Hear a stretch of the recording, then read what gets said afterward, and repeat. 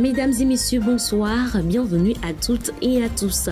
Au sommaire de cette édition, le gouvernement togolais, dont le but d'assurer une croissance économique, accentue ses efforts dans le désenclavement des zones rurales. Cette année, le gouvernement compte investir davantage dans l'extension des pistes rurales. Plus de détails dans un instant. Puis dans les centres urbains, à l'instar de Lomé, il est fréquent d'observer des enfants et adultes se livrer à la mendicité. Un acte qui, posé à des fins d'exploitation, est passible de sanctions selon la législation togolaise. On y revient.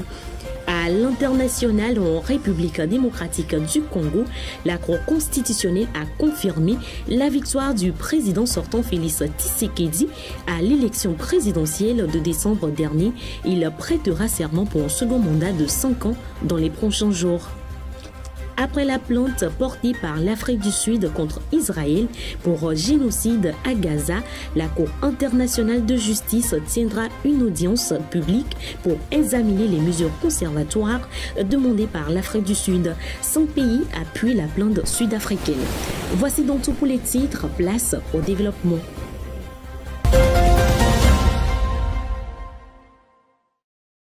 Rebonsoir à toutes et à tous. En 2023, le Togo a enregistré un record de 15 654 nouvelles entreprises, une augmentation de 13% par rapport à 2022, avec une majorité d'entreprises créées par des Togolais. Cette tendance à la hausse est attribuée aux réformes mises en place par les autorités togolaises pour améliorer le climat des affaires. Récit de Gloire Lodonou et de Harold Messon-Atton. Selon le Centre de formalité des entreprises CFE, en 2023, le Togo a enregistré un record de 15 654 nouvelles entreprises, soit une augmentation de 13% par rapport à 2022. La majorité de ces entreprises, soit 13 032, a été créée par des Togolais, ce qui représente une hausse de 12% par rapport à 2022. Sur la période, plus de la moitié des entreprises enregistrées, soit 8 283, ont été créées au premier trimestre, contre 7 217 en 2022. Ces chiffres représentent une progression de 14% en glissement annuel. Au second semestre, 7 371 entreprises ont été créées contre 7 351 l'année précédente, ce qui correspond à une hausse de 0,2%. Les entreprises étrangères ne sont pas en reste. On observe une progression de 20%, les faisant passer de 2176 à 2622. Plus de la moitié de ces entreprises ont été créées au premier semestre de l'année. Notons que cette tendance à la hausse est attribuée aux réformes mises en place par les autorités togolaises pour améliorer le climat des affaires, notamment la réduction du délai et du coût de création des entreprises et la digitalisation des procédures. L'État togolais maintient son engagement en faveur du désenclavement des zones rurales, visant ainsi une croissance économique pérenne. Diverses initiatives sont déjà en cours dans le secteur pour faciliter la mobilité entre les zones rurales et urbaines. En 2024, le gouvernement prévoit d'intensifier ses investissements dans l'extension du réseau des pistes rurales. Plus de précisions avec Bernard Canly. Afin de contribuer à l'accroissement des revenus des ménages, exploitants agricoles, transportants et commerçants, puis à l'embellissement de toutes les régions du Togo, les autorités du pays ont mis en place plusieurs projets de désenclavement des zones rurales pour une croissance économique forte et durable. En novembre 2022, par exemple, le programme de désenclavement et des pistes rurales établissait un bilan de 680 km de pistes aménagées et 1270 km entretenus sur le réseau existant.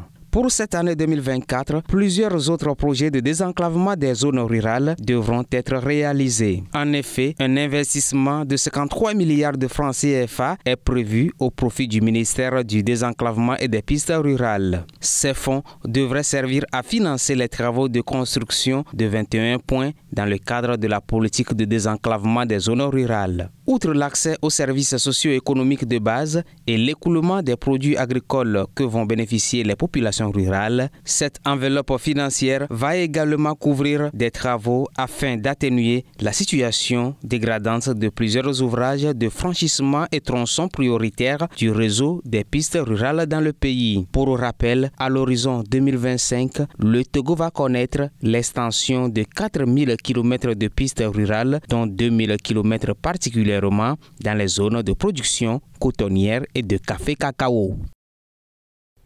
Dans les rues de Lomé et dans d'autres centres urbains, une scène récurrente attire l'attention des enfants et adultes se livrant à la mendicité. Ce phénomène de plus en plus préoccupant révèle une réalité alarmante où certains parents exploitent leurs enfants à des fins de quête.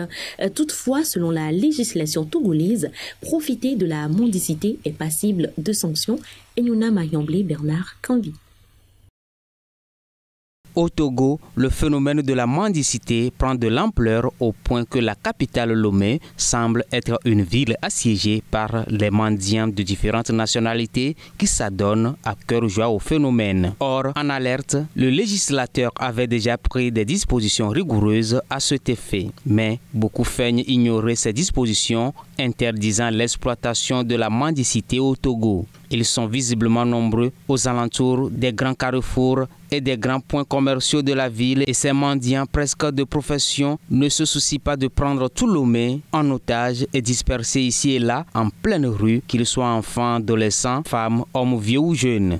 Ainsi, à même le sol, parfois sous le chaud soleil même, ils s'efforcent de chanter des cantiques ou de réciter des sourates pour atteindre le cœur des passants afin de les inciter à faire de l'aumône ou à leur glisser quelques jetons. Le pire est que la plupart de ces personnes retrouvées dans les rues sont des étrangers qui laissent leurs enfants aussi en situation de rue. Ces enfants traversent imprudemment les rues pour harceler les usagers, ce qui les expose aux accidents ou cause d'autres accidents de circulation. Ce qui est parfois surprenant, c'est que ces enfants s'accrochent aux motocyclistes en refusant de les lâcher si un jeton ne tombe pas. Le phénomène devient plus inquiétant dans la capitale Lomé que dans certains quartiers périphériques. Ainsi au Togo, sur le phénomène de la mendicité sur les voies publiques, le législateur avait tout prévu. Selon le code pénal togolais qui se veut clair, tirer profit de la mendicité d'autrui, seul ou en bande organisée, est puni conformément aux dispositions du nouveau code pénal. Ce qui signifie que toutes ces femmes assises à l'ombre,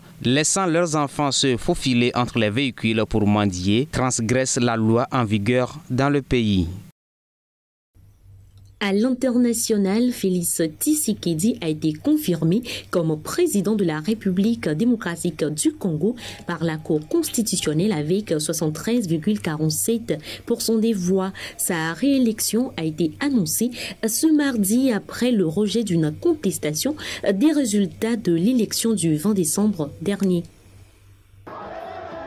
En RDC, la Cour constitutionnelle a confirmé mardi soir la réélection de Félix Tshisekedi. Selon les résultats définitifs de l'élection présidentielle du 20 décembre, publiés par cette juridiction, le président sortant a obtenu 73,47% des suffrages exprimés, alors que son principal adversaire, Moïse Katumbi, arrive en deuxième position avec 18,08% des voix. Les juges du contentieux électoral ont par ailleurs rejeté le recours de Théodore Ngoy, ce candidat malheureux à la présidentielle, demandait l'annulation de l'élection en raison des irrégularités présumées.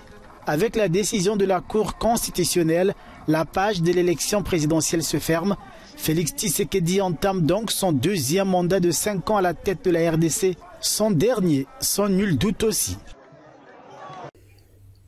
Ce mardi, le conseil d'administration du Fonds monétaire international a approuvé une aide budgétaire de plus de 60 millions de dollars en faveur du Mozambique.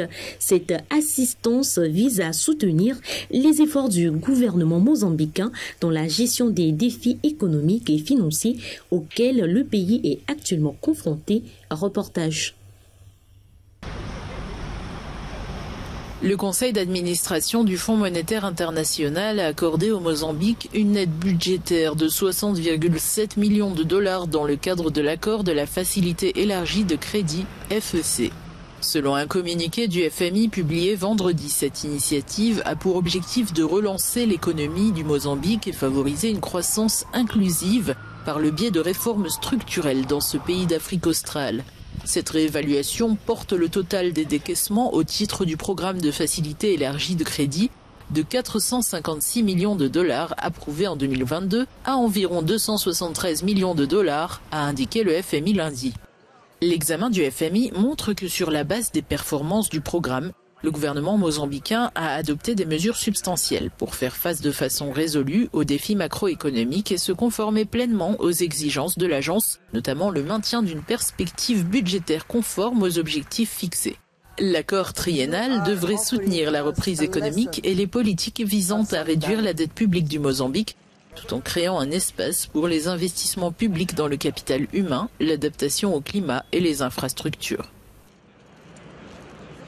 La Tunisie est accusée d'expulsion massive de migrants après des arrestations arbitraires, une situation qui a suscité des préoccupations pour ce qui en est du non-respect des droits des demandeurs d'asile. Reportage.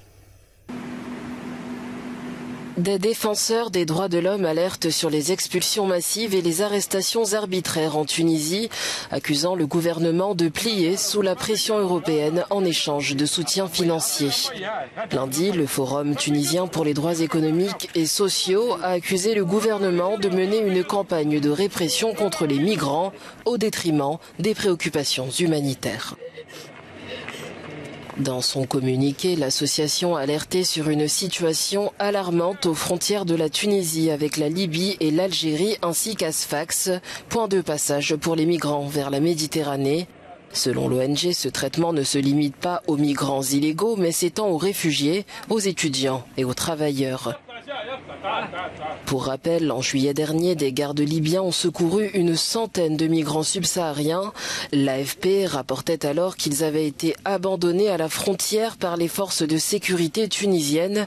Et en Libye, les expulsions conduisent fréquemment les migrants à être placés dans des centres de détention dirigés par des groupes armés. Bien que les autorités tunisiennes réfutent les allégations d'abus, les ONG exigent la cessation des expulsions, la fourniture de refuges et une révision des lois.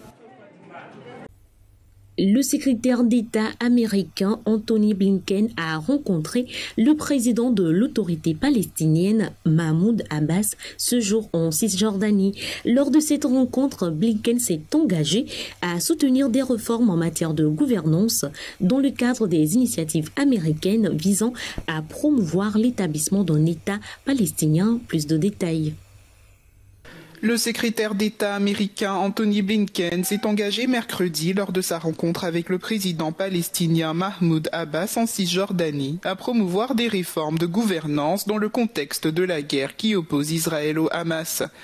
Anthony Blinken a affirmé avoir obtenu des engagements de plusieurs pays régionaux pour soutenir la reconstruction et la gouvernance de Gaza, soulignant la possibilité d'une normalisation israélo-arabe et l'établissement d'un État palestinien. Cette approche se heurte à des obstacles significatifs avec l'opposition ferme du gouvernement de Benyamin Netanyahou à la création d'un État palestinien aux côtés d'Israël. Par ailleurs, les États-Unis se sont opposés à la plainte de l'Afrique du Sud pour génocide contre Israël devant la Cour pénale internationale. John Kirby, porte-parole de l'Agence de sécurité nationale américaine, a qualifié l'affaire d'infondée dans une déclaration vidéo.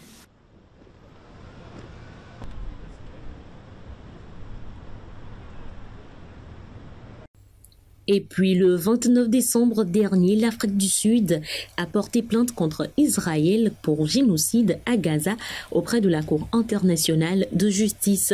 Une audience publique se tiendra ces 11 et 12 janvier à La Haye pour examiner les mesures conservatoires demandées par l'Afrique du Sud. Reportage.